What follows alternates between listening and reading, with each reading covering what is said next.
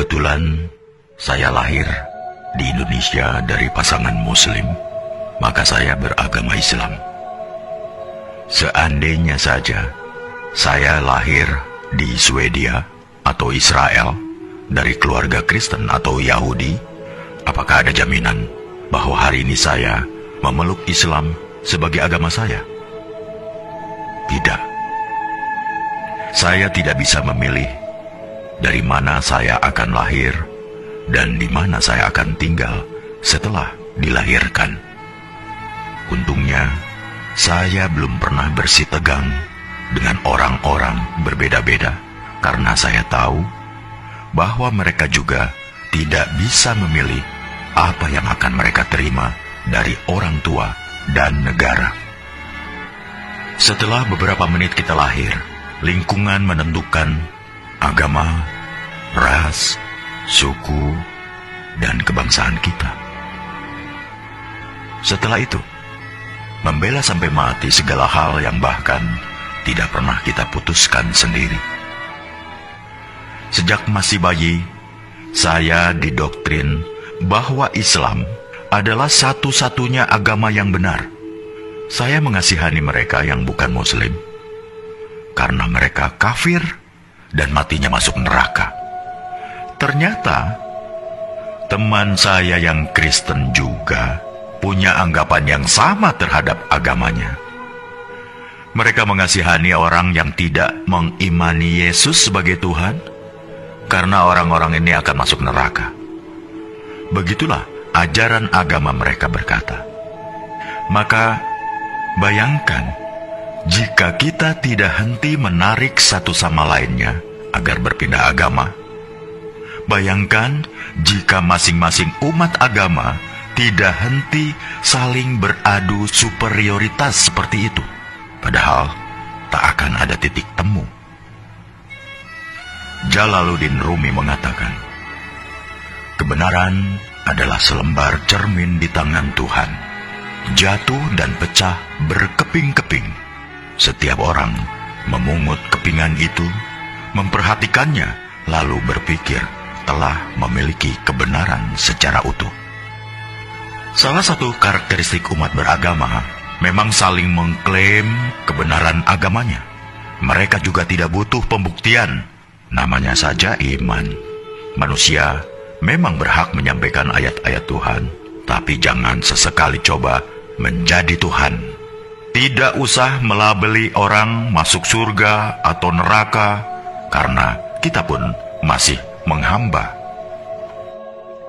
Latar belakang dari semua perselisihan adalah karena masing-masing mengklaim golonganku adalah yang terbaik, karena Tuhan sendiri yang mengatakannya.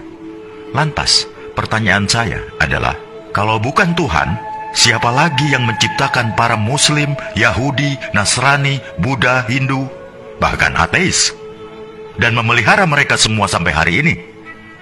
Agama apapun tidak ada yang meragukan bahwa Tuhan itu Maha Kuasa dan Maha Segala-galanya. Jika Dia mau, Dia bisa saja menjadikan kita semua sama, serupa, seagama, sebangsa, budaya yang sama. Tapi tidak kan? Apakah jika suatu negara dihuni oleh rakyat dengan agama yang sama, hal itu akan menjamin kerukunan? Tidak. Nyatanya, beberapa negara masih rusuh, juga padahal agama rakyatnya sama, budaya yang sama. Karena, jangan heran, ketika sentimen mayoritas versus minoritas masih berkuasa, maka sisi kemanusiaan kita mendadak hilang entah kemana. Bayangkan juga seandainya masing-masing agama menuntut agar kitab sucinya digunakan sebagai dasar negara, maka tinggal tunggu saja kehancuran Indonesia kita. Karena itulah yang digunakan negara dan mengambil kebijakan dalam bidang politik, hukum, atau kemanusiaan.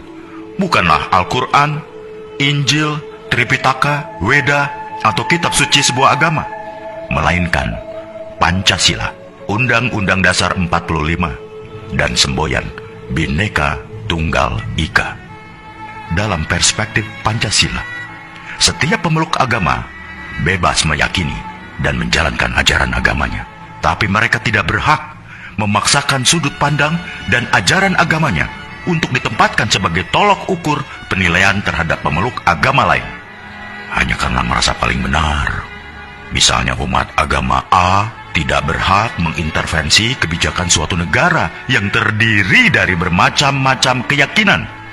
Suatu hari di masa depan, kita akan menceritakan pada anak cucu kita betapa negara ini nyaris tercerai-berai bukan karena bom, senjata, peluru, atau rudal, tapi karena orang-orang yang saling mengunggulkan, bahkan meributkan di media sosial. Ketika negara lain sudah pergi ke bulan atau merancang teknologi yang memajukan peradaban, kita masih sibuk meributkan soal beragama.